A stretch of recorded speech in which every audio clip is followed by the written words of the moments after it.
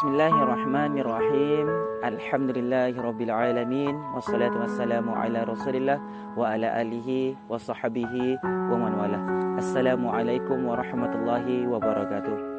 Kaum muslimin yang dirahmati Allah subhanahu wa ta'ala, saat ini muncul argumentasi dari kalangan umat Islam bahwa mengapa umat Islam ini harus memanfaatkan demokrasi, karena agar ada yang mewakili kepentingan mereka di parlimen.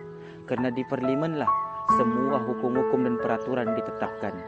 Jika tidak ada wakil umat Islam di parlimen, maka segala peraturan-peraturan yang bertentangan dengan syariat akan lancar diterapkan tanpa hambatan.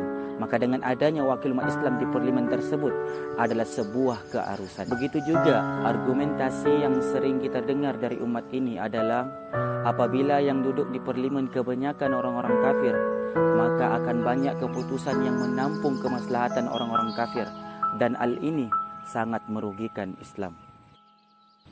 Maka untuk menjawab pertanyaan ini, mari kita berpikir yang jernih dan mustanir bahwa kalau seandainya yang duduk di parlimen semuanya muslim, tetapi parlimen masih menjalankan fungsi legislatif yang jelas-jelas syirik, apakah hal ini tidak dianggap sebagai bentuk kekufuran wahai orang-orang yang berakal? Dan kalau seandainya pun undang-undang Islami seperti haramnya zina, khamar, riba bisa disahkan, tetapi undang-undang tersebut disahkan karena memenuhi kehendak majoriti manusia dan bukan karena memenuhi kehendak Allah Subhanahu wa taala. Lalu apa yang bisa dibanggakan dari hasil seperti ini? Karena kita harus ingat, Islam tidak hanya menghendaki amal soleh sahaja, tetapi amal soleh yang lahir dari iman yang lurus dan tulus. Maka sebab itu kita lihat dalam Al-Quran, kata-kata iman dan amal soleh selalu dirangkai dan tak terpisahkan. Sebagai contoh, orang-orang non-muslim misalnya yang kuat sholat, kuat zakat, puasa, tetap sia-sia jika dia belum mengucap syahadat. Karena iman atau landasan amal itu sangat penting dalam Islam.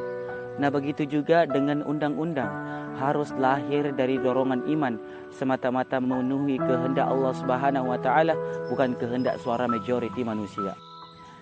Lalu timbul persoalan, dengan cara apakah kemungkaran tersebut dilawan? Maka jawabnya, Rasulullah sallallahu alaihi wasallam dan para sahabat mencontohkan dengan dakwah dan muhasabah.